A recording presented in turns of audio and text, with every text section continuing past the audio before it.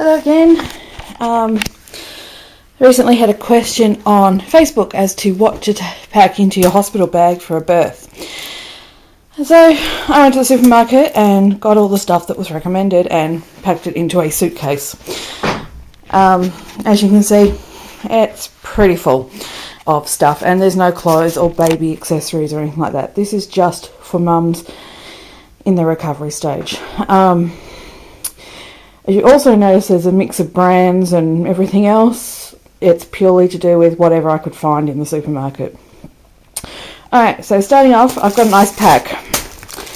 Believe it or not, you'll need it either for your breasts that are huge and enormous, hot and painful when the milk comes in, or it might have to do with low back pain, or it could be sore ankles, whatever. Ice pack.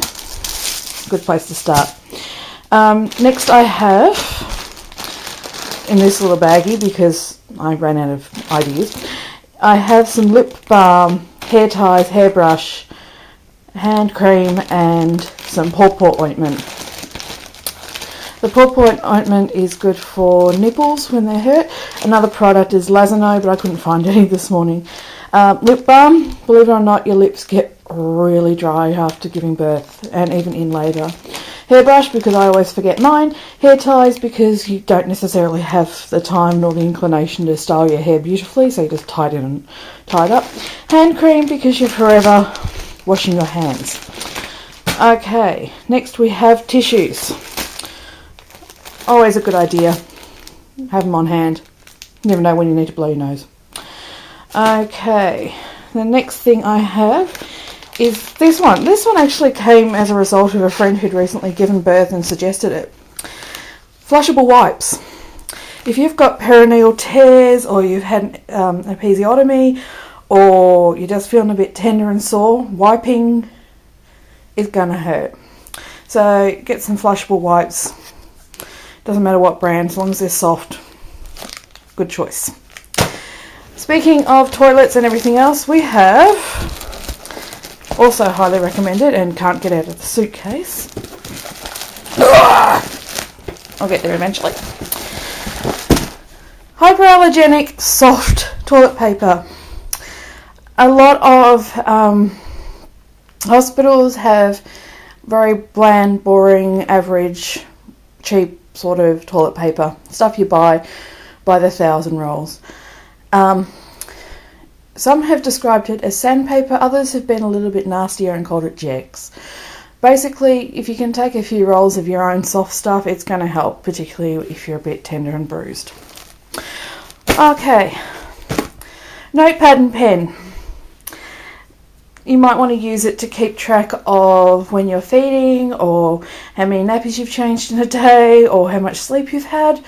Or you might want to make a shopping list for a family member or friend to go and buy you that nice cheese or soft drinks or whatever it is you might need and have forgotten. Write it down, because they'll forget and you do too. So good thing to have on hand. And we also have nursing pads. I like this brand. This is the only brand that I've actually brought one I like. Firstly, they're cheap. Secondly, you get a lot in a box. Thirdly, because I have big boobs, I found that the fabric ones and the smaller ones would move around and I'd end up leaking everywhere. Because these ones are cheap, they're thin, and they're quite large, I had coverage and I didn't care if I swapped them around. Take a large amount of them, don't take a small amount, because in the early days when your milk's coming in, you'll change them frequently. So these are good ones. Okay, next up we have maternity pads. I know, every male that's watching this is cringing. Right, take note. You don't want the ultra thins. In this case, you want padding. You've got swelling, you've got bruising, particularly if you've had a natural labour, you want thick. The other option is that you can actually split these and ask the nurses to get you some ice blocks that are long, and they can put them inside the pad so you can change them. These ones are good, they're quite thick. These ones are even better. They're thicker, bigger, whatever you want to call them. Now, I have 2 packs in here. I'd probably take 3 because you're changing constantly.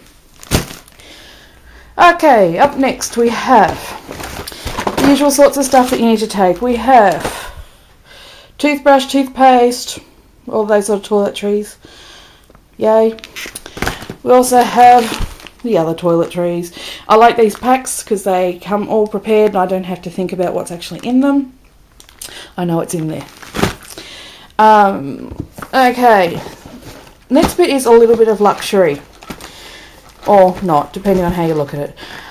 Muesli bars. In my case, my baby would wake up at 6 a.m. and breakfast wouldn't arrive till 8 and I was starving. The other bonus was that I was allergic to half the breakfast menu, so I was limited in what I could eat. So I wish I had these. Muesli bars, whatever flavours, float your boat. I grabbed these ones because they're on special. Have a couple of packs. 1 or 2, at least that way you've got something to snack on. The other option is Up and Goes. At least you can sort of suck out the contents of those while feeding, one-handed if you wish.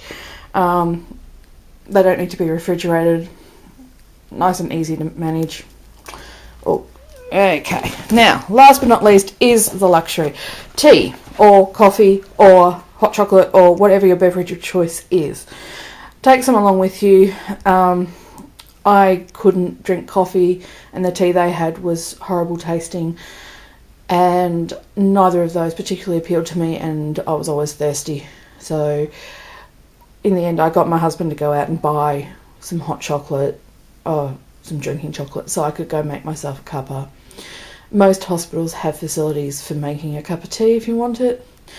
I like this tea so I'd pack this.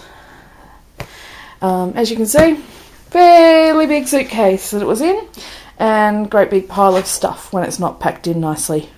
So that's my guide to what to take to hospital. Obviously there's baby items such as clothing and, depending on your hospital, nappies if you choose to take a specific brand or are using cloth or they don't provide them. Also, your clothes are kind of needed. Don't forget to pack undies, very important. And yeah, that's it from me today. Thanks for watching. Bye.